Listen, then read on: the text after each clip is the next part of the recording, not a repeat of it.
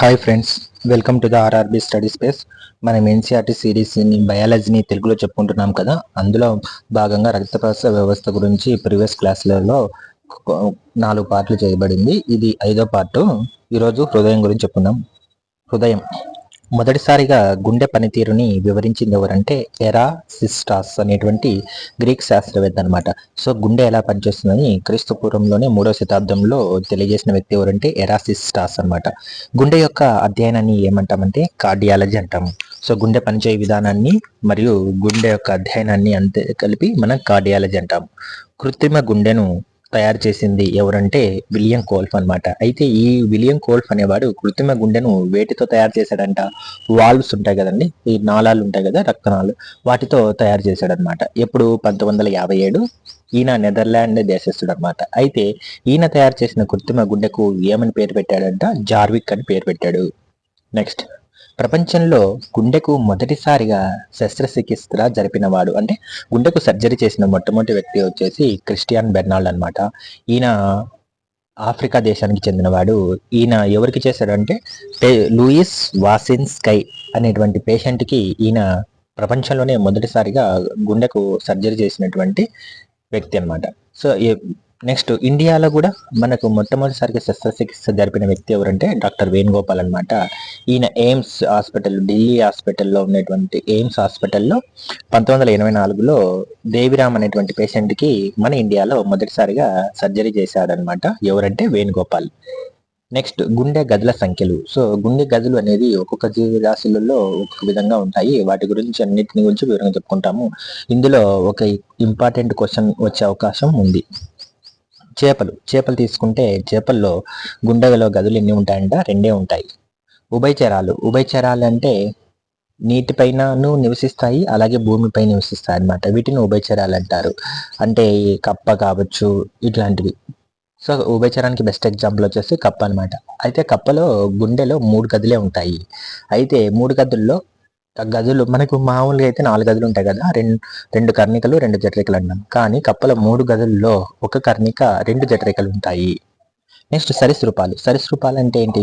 నేలపైన గోడలపైన ప్రాకుతూ వెళ్లే వాటిని సరీసృపాలు అంటారు. ఉదాహరణకు బల్లి కావచ్చు, మొసలి కావచ్చు, తొండలు, ఇలాంటి ఉడుము, ఇలాంటివన్నీ రకరకాలు ఉంటాయి కదా, వీటన్నింటిని సరీసృపాలు అంటారు. సరీసృపాలు అంటే నేలపై ప్రాకే జీవుల్ని సరీసృపాలు అంటారు.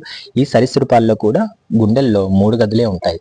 అయితే ఇక్కడే ఉంటాయంట 2 కర్ణికలు ఉంటాయి, 1 జఠరిక ఉంటుంది. ఉభయచరాల్లో అయితే 1 కర్ణిక 2 జఠరికలు ఉంటాయి. సరీసృపాల్లో అయితే 2 కర్ణికలు 1 జఠరిక ఉంటుంది. నెక్స్ట్, పక్షుల్లో మనము 4 రకాల గదులు ఉంటాయి. క్షీరదాలలో కూడా 4 గుండె గదులు ఉంటాయి. క్షీరదాలు అంటే పాలిచ్చి పెంచే జీవరాశులు ఉంటాయి కదా, వాటన్నింటి క్షీరదాలు అంటారు. మానవులు కావచ్చు, మన పశువులు, వీటన్నిటిని కూడా క్షీరదాలే అంటాం.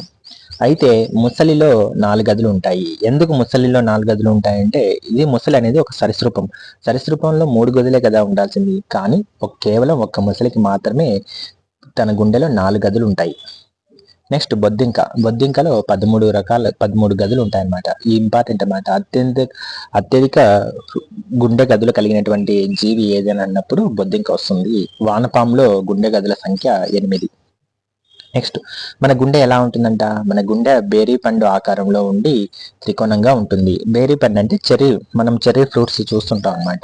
రెడ్ కలర్ లో ఉంది చెర్రీ ఫ్రూట్. ఏ రక స్ట్రక్చర్ అయితే ఉంటుందో ఆ రకంగా మన గుండె ఉంటుంది. త్రికోణ ఆకారము, త్రిభుజాకారంలో కూడా ఉంటుంది. పై వైపున కొంచెం ఎట్లా ఉంటుందంట? వెడల్పుగాను ఉంటుంది, కింది వైపున సన్నగా ఉంటుంది. మనం గుండె చాలా వరకు అందరు గుండె యొక్క ఇమేజ్ని చూసే ఉంటారు. గుండె నిర్మాణం ఎలా ఉంటుందంట? సకశేరకాలలోను, అలాగే అకశేరకాలు. సకశేరకాలు అంటే ఏంటంటే వెన్నుముక కలిగిన జీవులన్నిటిని సకశేరకాలు అంటారు. వెన్నుముక లేని జీవరాశులు ఉంటాయి కదా, వాటిని అకశేరకాలు అంటారు. ఉదాహరణకు పాము, వీటన్ని తీసుకోండి. ఇవన్నీ కూడా వెన్నుముక లేవు కదా జీవులు, వీటిలో అకశేరకాలు అంటారు. అయితే సకశేరకాలలో గుండె ఎలా తయారై ఉంటుందంట? హార్దిక కండరాల చేత తయారై ఉంటుంది. అంటే ఇప్పుడు మనము ఫర్ ఎగ్జాంపుల్ మనము కోడి కానీ పొట్టేలి వీటిని అన్నిటి కోస్తుంటాం కదా, కోసినప్పుడు గుండె ఎలా ఉంటుంది? కండరాలుగా ఉంటుంది కదా. మనం మటన్ కొట్టుకు కానీ చికెన్ కొట్టుకు వెళ్ళినప్పుడు ఏమంటాం? లివర్ వేయమంటాం కదా. సో ఆ లివర్ కానీ హార్ట్ వేయమంటా అడుగుతుంటాం కదా. ఆ గుండె ఎలా ఉంటుంది? కండలే కదా గుండె అంటే, నథింగ్ బట్. సో ఆ గుండె ఆర్థిక కండరాలచే నిర్మితమై ఉంటుంది. అందువల్ల మా ఈ సకశేరుకాల్లో ఉండే గుండెని ఎటువంటి గుండె అని పిలుస్తాము? కండర జనిత హృదయం అంటారు. కండరాలతో తయారై ఉంటుంది కాబట్టి ఈ హృదయాన్ని కండర జనిత హృదయం అంటారు. వేటిలో? సకశేరుకాలలో. అకశేరుకాలలో హృదయం అనేది కండరాలు ఉండవు అనమాట. ఇవి చాలా చిన్నరాశి జీవులు. వీటిలో కండలు ఉండవు. నాడుల చేత అంటే నర్వ్స్ ఉంటాయి కదా, నర్వ్స్ తో ఏర్పడి ఉంటుంది గుండె. అందువల్ల వీటిని నాడీ జనిత హృదయం కలిగినటువంటి జీవులు అంటారు. అంటే ఈ కాలంలో నాడీ జనిత హృదయం ఉంటుంది. నెక్స్ట్, గుండె బరువు కనుక తీసుకున్నట్లయితే పురుషుల్లో 300 నుంచి 315 గ్రాములు ఉంటుంది. మహిళల్లో అయితే 250 నుంచి 260 గ్రాములు ఉంటుంది అనమాట. ఇది కూడా very very important point. Next, హృదయంలో ఉండు ప్రోటీన్. మన హృదయంలో ప్రోటీన్ ఉంటుందన్నమాట. దాన్ని మయోగ్లోబిన్ అంటారు.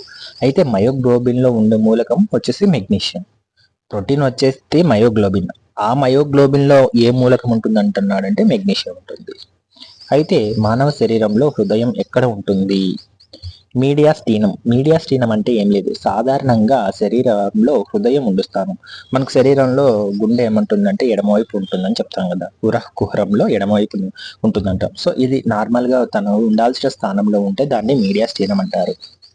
ఒకవేళ అది వేరే రకంగా ఉంటే వాటిని ఏమంటామంటే డెక్స్ట్రోకార్డి అంటారు. డెక్స్ట్రోకార్డి అంటే ఏంటంటే గుండె యొక్క చివరి భాగము కొద్దిగా శరీరం యొక్క కుడివైపుకు అమరి ఉండడము.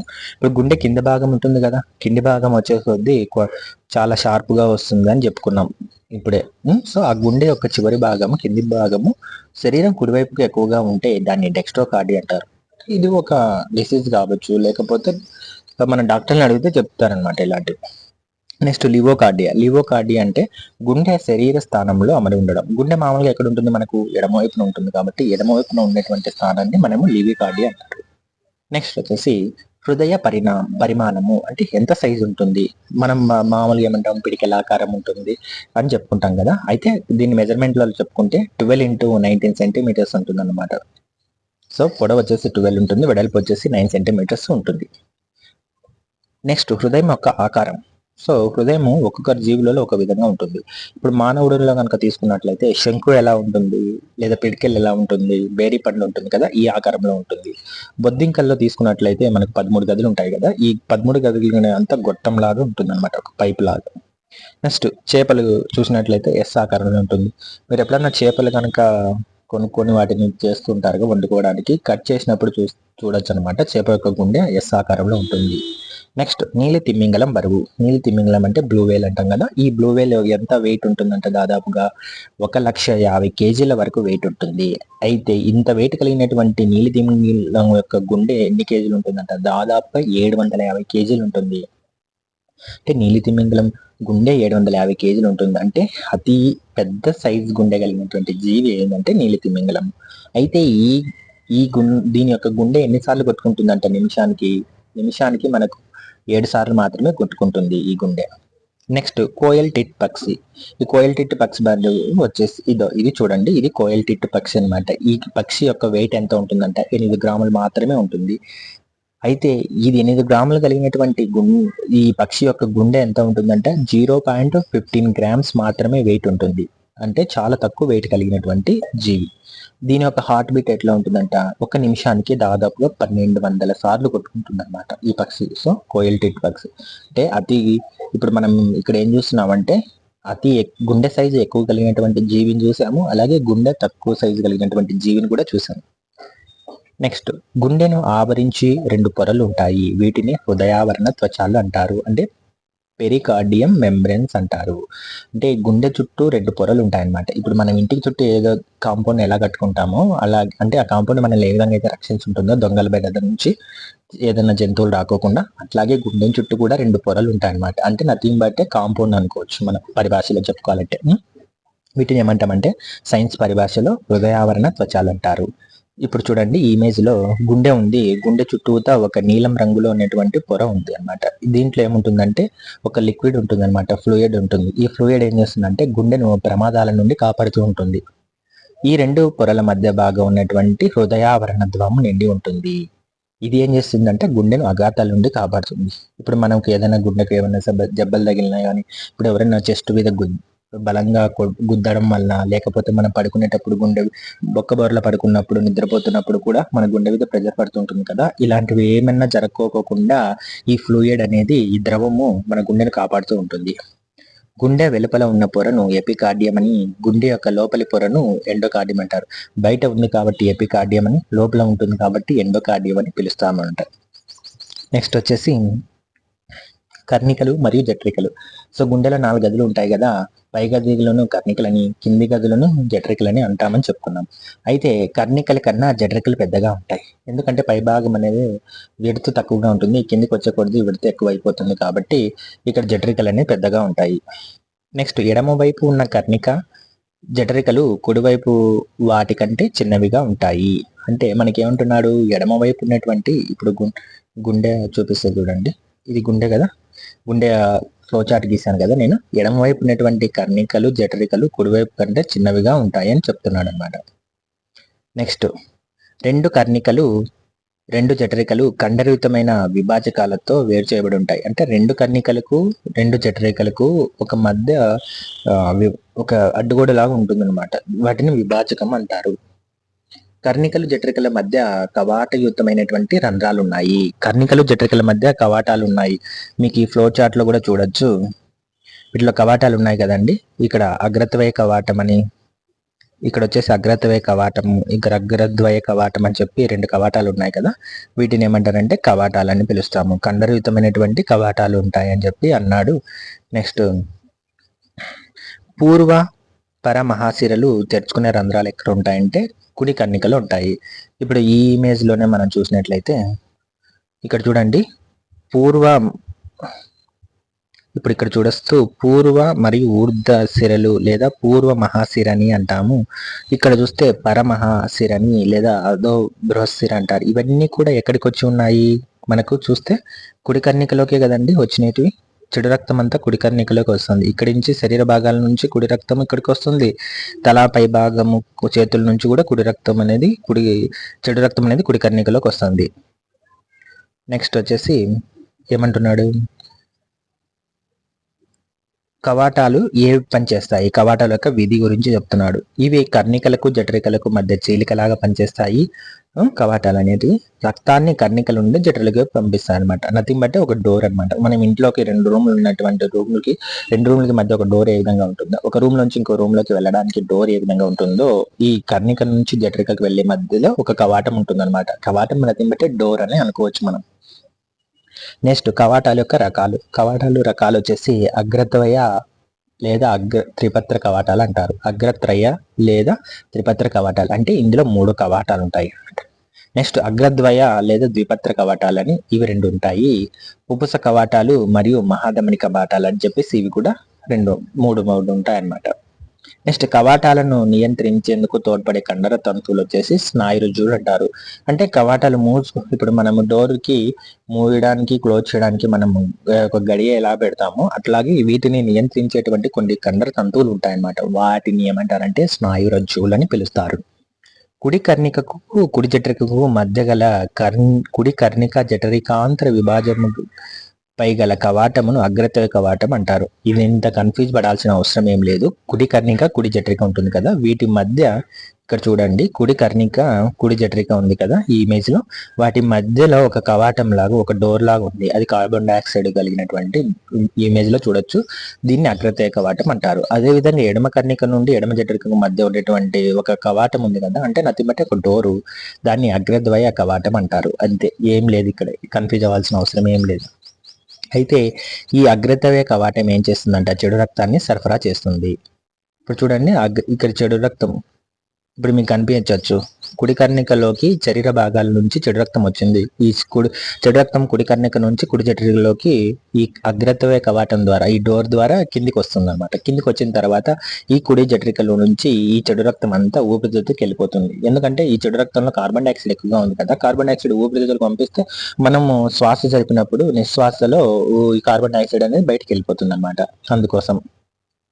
నెక్స్ట్ కుడి కర్ణి జఠరిక మరియు బయలుదేరే రక్తనాళం వచ్చేసి పుపుస ధమని. దీని పూర్వ భాగంలో గల కవాటాన్ని పుపుస కవాటం అంటారు. పుపుస ధమని అంటున్నాడు. పుపుస ధమని ఎక్కడ ఉంది మనకు, ఇక్కడ చూడొచ్చు ఈ ఇమేజ్ లో. ఇది పుప్పస ధమని కదా. అంటే పుప్పస ధమని ఏం చేస్తుంది, కుడి జఠరిక నుండి ఊపిరితిత్తులకి చెడు రక్తాన్ని తీసుకుపోతుంది.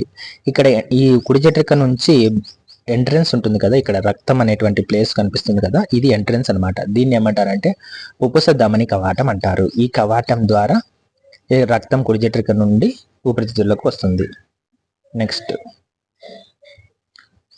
నెక్స్ట్ ఏమంటున్నాడు, ఎడమ జఠరిక నుండి బయలుదేరే రక్తనాళము బృహద్దమని లేదా ధమని చాపం అంటారు. దీని పూర్వ భాగంలో గల కవాటాన్ని మహాధమని కవాటం అంటారు.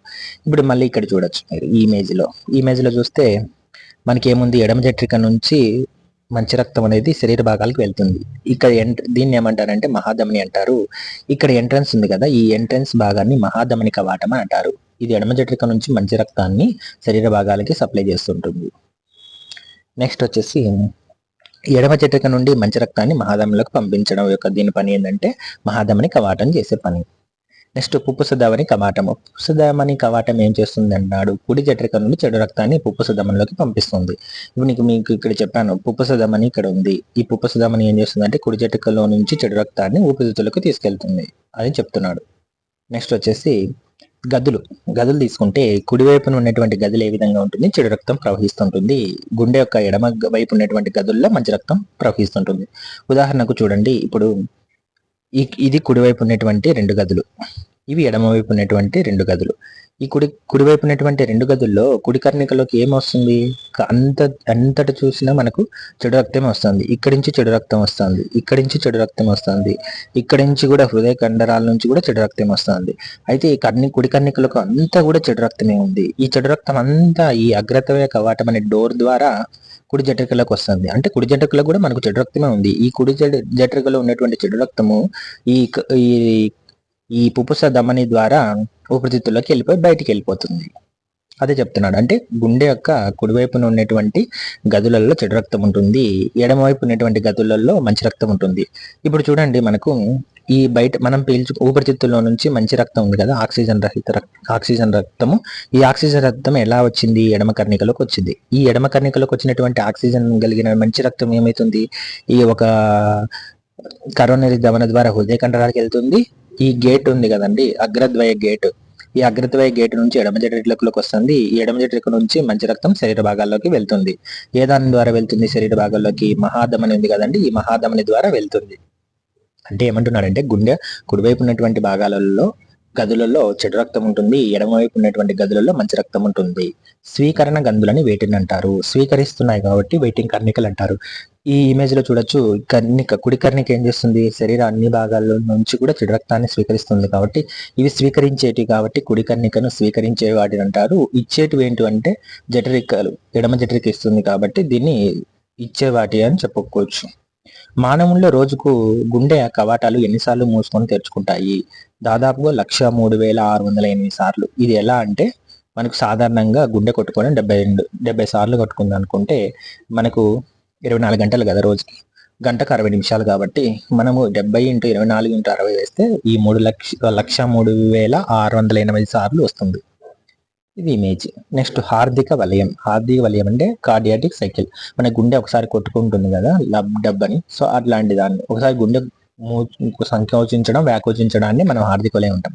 సో మానవుని గుండె పిండాభివృద్ధి దశలో 21 రోజునే నుండి స్పందించడం అవుతుంది. సో ఇప్పుడు పిండం ఏర్పడినటువంటి 21 రోజు నుంచే గుండె అనేది పనిచేయడం మొదలు పెడుతుంది అనమాట, అంటే స్పందించడం ప్రారంభిస్తుంది. కర్ణికలు జఠికలు ఒకసారి సంకోచించి తర్వాత యథాస్థితికి వస్తే దానిని ఒక హృదయ స్పందన వలయం లేదా హార్దిక వలయం అంటారు. ఒకసారి ఇట్లా ముడుచుకుపోయి తర్వాత మళ్ళీ బయట విచ్చుకున్నాయనుకో, దీన్ని ఏమంటామంటే మనం హృదయ స్పందన లేకపోతే హార్దిక వలయం అంటారు. హార్దిక వలయములో గుండె కండరాలు చురుగ్గా పాల్గొని సంకోచ క్రియను సిస్టోల్ అని, విశ్రాంతి తీసుకొని మళ్ళీ తిరిగి యథాస్థానానికి డయాస్టోల్ అంటారు. ఇవన్నీ కూడా ఒకదాని ఒకటో అంటారు. ఇప్పుడు గుండె కండరాలు ఏం చేస్తాయంటే ఒకసారి ముడుచుకుపోతాయి, తర్వాత మళ్ళీ విచ్చుకుంటాయి, ముడుచుకుపోయి విచ్చుకుపోవడాన్ని మనం ఏమంటే ఒకదాని వెంట ఒకటి జరుగుతూ ఉంటాయి. ఇట్లా ముడుచుకుపోయేదాన్ని అంటే సంకోచించేదాన్ని సిస్టోల్ అని అంటారు, విచ్చుకోవడాన్ని తెరుచుకోవడాన్ని డయాస్టోల్ అని పిలుస్తారు. ఈ మొత్తం ప్రక్రియ సుమారుగా ఎంత టైం పడుతుందంట, 0.8 సెకండ్లో పూర్తవుతుంది. అంటే గుండె ఒకసారి ముడుచుకొని మరీ తెరుచుకోవడానికి 0.8 సెకండ్ల టైం పడుతుంది. అయితే కర్ణికల సంకోచానికి ఎంత టైం పడుతుంది అంటున్నాడు అంటే 0.2 11 నుంచి 0.14 సెకండ్స్ పడుతుంది. జఠరికల్కి వచ్చేసి 0.27 నుంచి 0.35 సెకండ్ అని పిలుస్తున్నారు. నెక్స్ట్ లయారంభకం అంటే ఏంది? లయారంభకం అంటే హృదయ స్పందన మొదలయ్యేటువంటి ప్రదేశాన్ని లయారంభకం అంటారు. అంటే ఈ ముడుచుకుపోవడం తెరుచుకోవడం అనేది, ముడుచుకుపోతుంది కదా స్టార్ట్, అంటే మనం ఏదైనా ఒక వర్క్ స్టార్ట్ చేసేటప్పుడు ఎక్కడి నుంచి మొదలు పెడదామా అని తెలుస్తుంటారు కదా, దాన్ని ఏమంటాం అంటే స్టార్ట్ అంటాం కదా. అట్లా విధంగా హృదయ స్పందన కూడా, అంటే గుండె అనేది స్టార్ట్ అవ్వాలన్నమాట. ఎక్కడి నుంచి స్టార్ట్ అవుతుందంటే ఈ లయారంభకంలో స్టార్ట్ అవుతుంది. ఇది ఎక్కడ స్టార్ట్ అవుతుందంటే కుడి కన్నికలో స్టార్ట్ అవుతుంది. నెక్స్ట్ ఒక సిస్టోల్ ఒక డయాస్టోల్ కలిపి లయారంభకం అంటారు. దీన్ని హార్ట్ బీట్ అని కూడా అనొచ్చు. Next pace maker. పేస్ మేకర్ని కనుగొన్నది ఎవరంటే విల్సన్ గ్రేట్ బ్యాచ్ అనమాట. ఇతనే విల్సన్ గ్రేట్ బ్యాచ్. ఈయన చేతిలో ఉండేటివే పేస్ మేకర్లు అనమాట. అంటే ఇప్పుడు గుండె స్టార్ట్ అవ్వకపోవచ్చు కొద్దిమందిలో, హార్ట్ పేషెంట్లలో సర్జరీ సమయంలో. సో అలాంటి సరిగా గుండె పని చేయకపోయిన వాళ్ళ పేషెంట్లో ఈ పేస్ మేకర్ని అమర్చుతారనమాట. అమర్చి ఈ గుండె స్టార్ట్ అవ్వడం చేస్తారనమాట. దాన్ని పేస్ మేకర్ అంటారు. దీన్ని కనుగొన్నది విల్సన్ గ్రేట్ బ్యాచ్. హృదయం అనేది లబ్ డబ్ అని కొట్టుకుంటుంది కదా. లబ్ అనే శబ్దానికి ఎంత ఫ్రీక్వెన్సీ ఉంటుందంట, 25 నుంచి 45 ఫ్రీక్వెన్సీ, అంటే హెడ్జెస్ ఫ్రీక్వెన్సీ కలిగి ఉంటుంది. డబ్ అనే దానికి 50 హెడ్జ్ ఫ్రీక్వెన్సీ కలిగి ఉంటుంది. ఒక హృదయ స్పందనలో పంపు చేయబడినటువంటి రక్త పరిమాణం ఎంత అంటే 70 ml. మన హృదయ స్పందన అంటే ఒకసారి గుండె ముడుచుకొని ఇట్లా విచ్చుకోగానే సరే ఈ దమ్మనుల ద్వారా శరీర భాగాలకు అంతా రక్తం అనేది పంపు చేయబడుతుంది. అంటే ఒక్కసారి ముడుచుకొని ఒకసారి తెరుచుకునే సమయంలో దాదాపుగా 70 ml రక్తం అనేది పంపు చేయబడుతుంది. అది ఒక నిమిషంలో మనం కనుక తీసుకున్నట్లయితే 70 × 60 వేస్తే దాదాపుగా 4900 మిల్లీ లీటర్లు వస్తుంది. అంటే 5 లీటర్లు. ఒక్క నిమిషానికి మన గుండె ఎన్ని లీటర్ల రక్తాన్ని పంపు చేస్తుంటుందంట? శరీర భాగాలకి 5 లీటర్ల పంపు చేస్తుంటుంది. హృదయం పని వేగాన్ని తెలుసుకోవడాన్ని తెలియజేస్తున్నది ఏంటంటే ఈసీజీ. ఈసీజీ అంటే ఎలక్ట్రోకార్డియోగ్రామ్ అంటారు. ఏమైనా గుండె పని ఎంత వేగంగా పనిచేస్తుందో తెలుసుకోవడాన్ని ఈసీజీ అంటారు. ఈసీజీని కనుగొన్న వ్యక్తి ఐన్తోవన్. సో ఈసీజీని కనుగొన్న సైంటిస్ట్ ఎవరంటే ఐన్తోవన్. సో ఈయన చూసి ప్రొఫెసర్ డాక్టర్ విలియం ఐన్తోవన్ అనమాట. సో ఈయన ఏం చేశాడంటే ఈ ఈసీజీని కనుగొన్నాడు అనమాట. హృదయ స్పందన వినే పరికరాన్ని స్టెథోస్కోప్ అంటారు. హృదయాన్ని గ్రాఫ్ రూపంలో చూపించేది ఈసీజీ. మనం ఎప్పుడైనా హార్ట్ పేషెంట్స్ మన వాళ్ళకి ఎవరైనా మనం హాస్పిటల్కి వెళ్ళక తీసుకుపోయినప్పుడైతే మనకు ఈసీజీ తీసి చూపిస్తారనమాట. నెక్స్ట్ హృదయ స్పందన హార్ట్ బీట్ వినడాన్ని స్టెథోస్కోప్. మన డాక్టర్ దగ్గరికి వెళ్ళినప్పుడు మనకు ఒకసారి బ్రీతింగ్ బాగా తీసుకోండి, బ్రీతింగ్ బాగా వదలండి అని చెప్పి స్టెథోస్కోప్ని మన రొమ్ము మీద పెట్టి చూస్తుంటాడు కదా, అది స్టెథోస్కోప్. దీన్ని లిన్నెక్ అనేటువంటి సైంటిస్ట్ కనుగొన్నాడు అనమాట. హృదయ స్పందన ఎక్కువైతే ఏమంటారంటే టాకికార్డియా అంటారు. హృదయ స్పందన తక్కువైతే బాకికార్డియా అంటారు. ఇప్పుడు మామూలుగా మనకు 72 సార్లు గుండె కొట్టుకోవాలి. 72 సార్ల కంటే ఎక్కువగా కొట్టుకున్నట్లయితే దాన్ని టాకికార్డియా అని, 72 సార్ల కంటే తక్కువ కొట్టుకుంటే దాన్ని బాకికార్డియా అంటారు. అయితే హృదయ స్పందన రేటు అంటే హార్ట్ బీట్ రేటు ఆరోగ్యవంతులు ఎలా ఉంటుందంట? 72 సార్లు నిమిషాన్ని కొట్టుకుంటే చిన్నపిల్లల్లో 130 నుంచి 140 సార్లు కొట్టుకుంటుంది. తర్వాత పెద్ద ముసలి వారిలో 60 నుండి 70 సార్లు కొట్టుకుంటుంది. ఈయన ఐన్తోవన్. నెక్స్ట్ హృదయ స్పందన కలిగిన జీవులు. అంటే హృదయ స్పందన కొన్ని జీవులు అతి ఎక్కువ కలిగి ఉంటాయి, కొన్ని అతి తక్కువ కలిగి ఉంటాయి. ఇప్పుడు మన శురు అనేటువంటి ఒక ఎలకను చూసినట్లయితే 600 సార్లు కొట్టుకుంటుంది. మామూలు ఎలక వచ్చేసి 500 సార్లు కొట్టుకుంటుంది. ఇది మీరు చూసినట్లయితే శురు అనమాట. ఈ శురు అనే ఎలకలో ఒక నిమిషానికి దాదాపుగా 600 సార్లు గుండె కొట్టుకుంటుంది. మామూలుగా ఎలుకకైతే 500 సార్లు కొట్టుకుంటుంది. అతి తక్కువ కలిగిన గుండె స్పందన కలిగినటువంటి జీవి వచ్చేసి నీలి తిమింగలం. నీలి తిమింగలము బరువే 150 కేజీల వరకు ఉంటుంది, 50,000 కేజీల వరకు ఉంటుంది.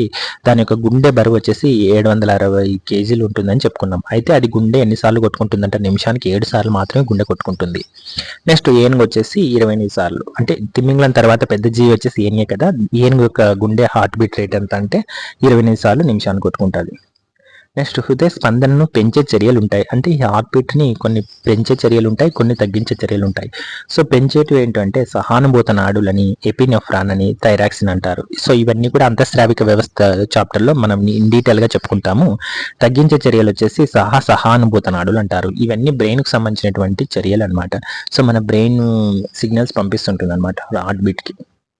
నెక్స్ట్ 1 మిల్లీ లీటరు రక్తము గుండె నుండి కాలు చివరి భాగానికి చేరడానికి, అలాగే కాలు చివరి భాగం నుండి మళ్ళీ గుండెకు చేరడానికి ఎంత టైం పడుతుందంట? 60 సెకండ్లు పడుతుంది. అంటే 1 నిమిషం పడుతుంది అనమాట. 1 నిమిషంలో గుండె నుంచి కాలు చివరి వరకు అలాగే కాలు చివరి నుండి మళ్ళీ గుండెకు వచ్చేస్తుంది అనమాట ఒక నిమిషంలో. దాదాపుగా 2 మీటర్ల, మనం 1 మీటర్ పొడుగున్నామంటే ఒకసారి వెళ్ళి రావడానికి మళ్ళీ పోవడం రావడానికి కలిపి 2 మీటర్స్ అవుతుంది కాబట్టి 2 మీటర్ల దూరాన్ని 1 నిమిషం 60 సెకండ్లలో గుండె రక్తం పంపు చేస్తుంది. నెక్స్ట్, హృదయ స్పందించే రేటును నియంత్రించే మూలకము. అవును, ఇప్పుడు మన గుండె హార్ట్ బీట్ ఎక్కువ కొట్టుకోవడం లేదా తక్కువ కొట్టుకోవడం అనేటువంటిది కంట్రోల్ చేయాలంటే ఒక మూలకం అవసరం అవుతుంది. అది పొటాషియం అనమాట. సో మనం పొటాషియం ఎక్కువ కలిగినటువంటి ఆహార పదార్థాలను తీసుకుంటే మన హార్ట్ బీట్ రేటు కూడా కొంచెం మంచిగా నార్మల్గా ఉంటుంది. నెక్స్ట్, కణజాలాలకు ప్రవహించే రక్తము నిరంతరాయంగా కాక ఆగి ఆగి అలలుగా ప్రవహిస్తుంది. కణజాలాలు అంటే ఏంటి? మన మానవ శరీరం కావచ్చు, ఏ జీవరాశి శరీరమైనా అనేక కణజాల సముదాయంతో నిర్మితమై ఉంటుందన్నమాట. అంటే ప్రతి ఒక్క కణంలోకి రక్తం అనేది వెళ్ళాలి అనమాట. అయితే ఇలా వెళ్ళేటప్పుడు అది ఒక ఫ్లోలో కాకోకుండా ఆగి ఆగి నిదానంగా అలలలాగా ప్రవహిస్తుంటుంది. అందువల్లనే మణికట్టు వద్ద వేలు ఉంచినప్పుడు అక్కడ ఉన్న ధమనిలో రక్తము ప్రవహించేటప్పుడు దాని ఒత్తిడి మనకు తెలుస్తుంది. ఇప్పుడు మనము చాలా మూవీస్లలో చూస్తుంటాము. ఏమంటున్నాడు డాక్టర్ వచ్చేసి పేషెంట్ యొక్క చేయి పట్టుకుంటాడు అనమాట. అంటే అక్కడ నాడి, మణికట్టు దగ్గర నాడి చెక్ చేస్తాడనమాట. అంటే ఈ నాడి ఎందుకు చెక్ చేస్తాడు? ఈ నరువు ద్వారా, ధమని ద్వారా రక్తం అనే సరఫరాను ఆయనను కౌంట్ చేస్తాడనమాట. ఇప్పుడు ఆగి ఆగి ఫ్లో అవుతుంటుంది కాబట్టి అక్కడ ఆగినప్పుడు ఒక ఒక స్పర్శ అని మనకు తెలుస్తుంది అనమాట. ఆయన ఏం చేస్తాడంటే చేతిలో టైం పెట్టుకుంటాడు అనమాట. 1 నిమిషానికి ఎన్నిసార్లు ఆయన స్పర్శ అనుభూతి పొందుతున్నాడో కౌంట్ చేసుకుంటాడు అనమాట. దీనినే మనం నాడి కొట్టుకోవడం లేదా పల్స్ అంటారు. మన పల్స్ పట్టుకొని చూస్తుంటారు డాక్టర్లు. సో ముఖ్యంగా ఏంటంటే ప్రెగ్నెంట్ అయిందని చెప్పేసి మూవీస్లో, చాలా మూవీలో చెప్తుంటారు అనమాట. అది ఇక్కడ చూడొచ్చు. మన నాడీ స్పందన రేటు హృదయ స్పందన రేటుకి సమానంగా ఉంటుంది. మన గుండె ఎన్నిసార్లు కొట్టుకుంటుందో నాడి కూడా చేపట్టుకున్నప్పుడు అన్నిసార్లు కొట్టుకుంటుంది. అంటే నాడీ స్పందన, హృదయ స్పందన రెండు సమానంగా ఉంటాయి. నెక్స్ట్, హృదయం గురించి మరింత కొద్ది భాగం ఉంది, అది తర్వాత క్లాస్లో చెప్పుకుందాం.